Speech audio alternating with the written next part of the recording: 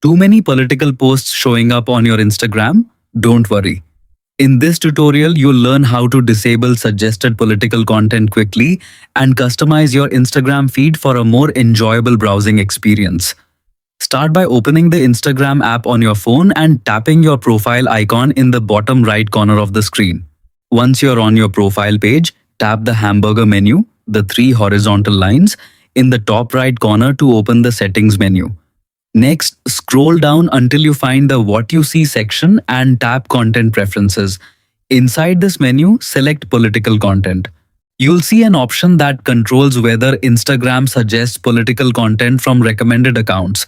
Simply tap the Suggest Political Content option and switch it off.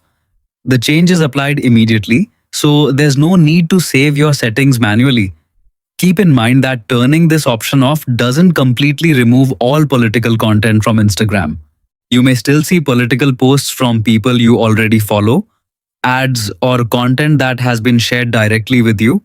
However, it significantly reduces political recommendations in places like Explore, Reels, and Suggested Posts.